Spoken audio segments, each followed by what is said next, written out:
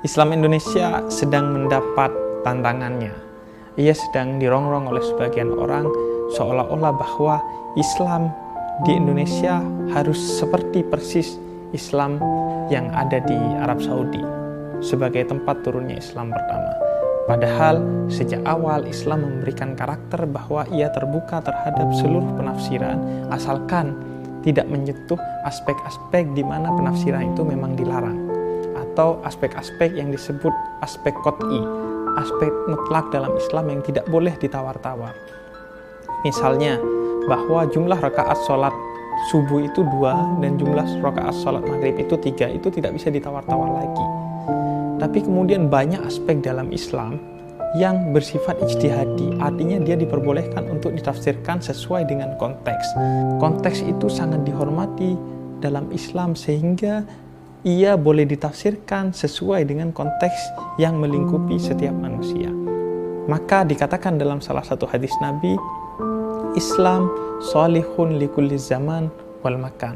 Islam itu relevan, sesuai dengan setiap waktu dan setiap zaman.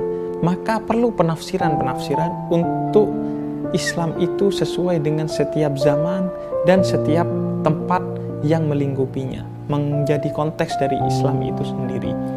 Dan justru Islam Indonesia itulah yang kemudian menjadi primadona dalam Islam di dunia saat ini. Mengapa justru kita menjadi apatis sebagian kita terhadap Islam di Indonesia, merongrong agar Islam di Indonesia ini menjadi seperti Islam di Arab? Tidak perlu, karena justru Islam di Indonesia ini sedang menjadi kiblat baru bagi Islam dunia. Banyak ulama-ulama di Arab yang ke Indonesia untuk mengetahui dan mempelajari Islam di Indonesia, sebab ia sesuai dengan karakter yang diajarkan oleh Nabi tersebut, yaitu sholihun likulli zaman dan sholihun likulli makan, sesuai dengan setiap waktu dan sesuai dengan setiap tempat. Ia diwakili oleh Nahdlatul Ulama dan Muhammadiyah. Nahdlatul Ulama melalui Islam Nusantaranya membuat penafsiran Islam sesuai dengan konteks tempat yang ada, yakni konteks keindonesiaan. Sehingga ia membentuk yang namanya Islam Nusantara, Islam yang sudah disesuaikan dengan nilai-nilai kenusantaraan, konteks keindonesiaan.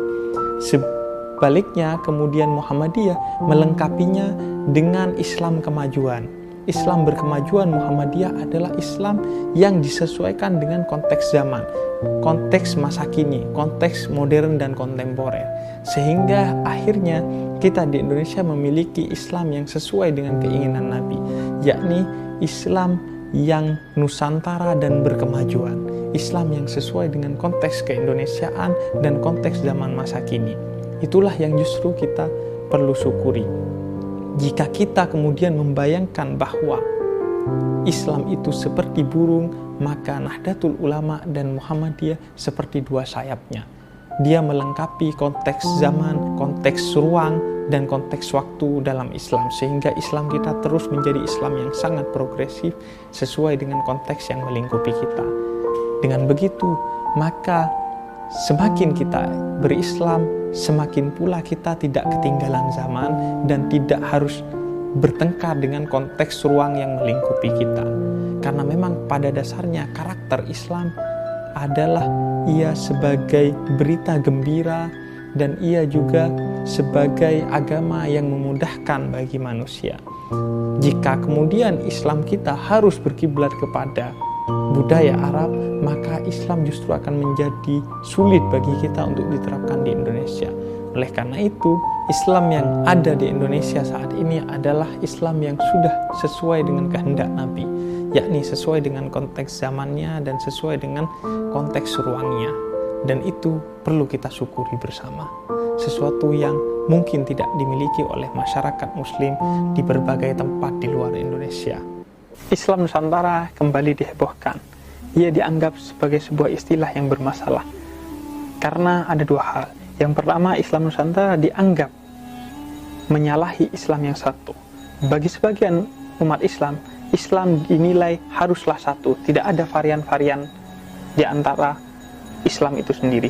Kemudian yang kedua, Islam Nusantara dianggap memicu perpecahan di tengah umat Islam. Sebagian umat Islam keberatan dengan istilah Islam Nusantara itu karena mereka menganggap ini adalah paham yang salah lantaran mereka salah paham terhadap Islam Nusantara itu sendiri. Oleh karena itu, saya akan memberikan contoh yang insya Allah akan memudahkan kepada sebagian kita untuk memahami tentang apa itu Islam Nusantara. Salah seorang guru saya pernah menemuinya dan beliau bercerita bahwa beliau sebagai salah satu lulusan pondok pesantren di negara Arab ketika pulang ke Indonesia dan menerapkan konsep serta sistem dakwah yang relatif berbeda dengan konsep dan sistem dakwah Islam dari teman-teman seangkatannya lulusan pesantren di Arab yang pulang ke Indonesia. Beliau kemudian dikucilkan karena dianggap membawa konsep Islam yang berbeda. Kemudian beliau katakan bahwa sesungguhnya beliau memisalkan Islam itu seperti gandum. Kiainya yang di Arab kemudian memberikan gandum kepada semua lulusannya yang akan pulang ke Indonesia untuk kemudian diberikan kepada orang Indonesia. Ketika sampai di Indonesia, murid-murid yang lain kemudian membagikan gandum itu tanpa perlu mengetahui apakah gandum itu akan disukai dan dikonsumsi oleh masyarakat Indonesia. Sedangkan kiai saya ini, kemudian dia bercerita, dia terlebih dulu menyimpan gandum itu dan kemudian melihat bahwa realitas masyarakat di sekitarnya tidak mengkonsumsi gandum, melainkan mengkonsumsi nasi. Oleh karena itu kemudian beliau berpikir ulang untuk membagikannya sebagai sebuah gandum.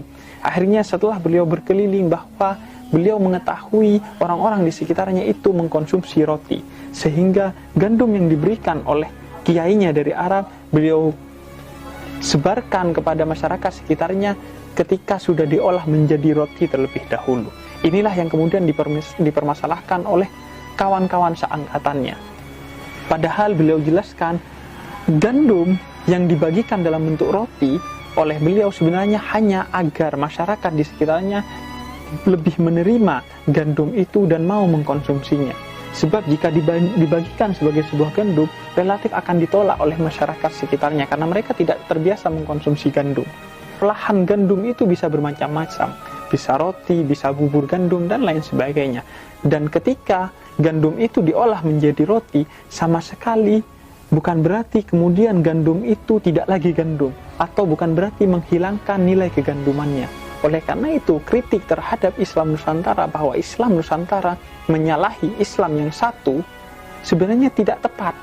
Sebab sebagaimana sebuah gandum ketika diolah menjadi bubur gandum ataupun roti, ia bukan berarti kemudian kehilangan kegandumannya. Ia tetaplah gandum, hanya variannya saja diubah agar sesuai dengan konteks masyarakat sekitarnya. Begitu juga Islam Nusantara. Ketika Wali Songo masuk ke Indonesia, melihat realitas budaya masyarakat Indonesia yang sangat berbeda dengan masyarakat Arab, maka Islam itu kemudian diolah dan didakwahkan sesuai dengan nilai-nilai kebudayaan di Nusantara pada saat itu. Sehingga Islam yang ada di Indonesia berbeda kemudian dengan Islam yang ada di Arab. Namun perbedaan keduanya sama sekali tidak menyalahi Islam yang satu dari Rasulullah Shallallahu Alaihi Wasallam itu sendiri. Kemudian masalah yang kedua adalah Islam Nusantara dianggap akan menjadi biang perpecahan di tengah perbedaan Islam Nusantara dengan Islam-Islam lainnya, misalnya dengan Islam di Arab. Sebenarnya keberatan ini juga tidak berdasar. Sebab ketika kemudian orang-orang yang suka kepada roti dan suka kepada bubur gandum, mereka kemudian tidak boleh berpecah belah di tengah perbedaan itu. Jangan ada orang-orang yang memakan bubur gandum menuduh bahwa orang yang memakan roti itu sebenarnya tidak memakan gandum hanya karena berbeda olahannya. Begitu juga Islam. Seharusnya Islam Nusantara dengan orang-orang yang memiliki karakteristik Islam yang berbeda, mereka tidak seharusnya saling berpecah belah di tengah perbedaan. Dan itu memang terbukti dalam realitas masyarakat Indonesia. Kita sudah terbiasa dengan perbedaan Islam Muhammadiyah dan Islam Nahdlatul Ulama misalnya. Tapi kita tidak pernah terpecah belah di tengah perbedaan itu. Karena itu memang menjadi sunnatullah. Allah kemudian mengajarkan dalam Al-Quran bahwa baik perbedaan maupun persatuan adalah dua hal yang menjadi sunnatullah dan ajaran dari Islam itu sendiri. Dalam Al-Quran bahwa Allah menciptakan kita berbeda-beda, bangsa, suku, dan lain sebagainya. Allah katakan perbedaan itu adalah sunnatullah. Oleh karena itu kalian tapi harus saling mengenal sehingga kalian bisa saling bersatu di tengah perbedaan itu sendiri.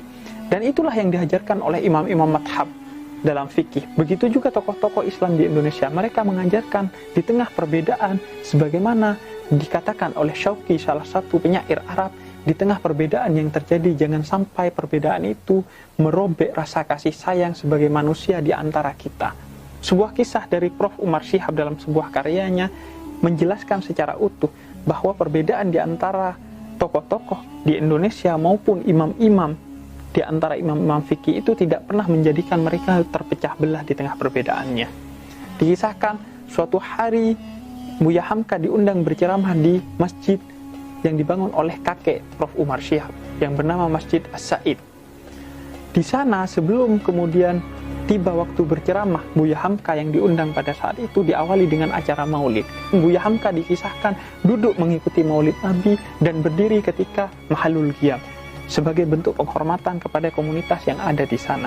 Dan ketika beliau berceramah, beliau kemudian bercerita tentang kisah yang juga dikisahkan oleh Kiai Haji Hasyim Asy'ari dalam sebuah karyanya, bahwa Imam Syafi'i di tengah perbedaan yang bahkan sengit dengan Imam Abu Hanifah, Imam Syafi'i menolak konsep istihsan yang dikembangkan oleh Imam Abu Hanifah.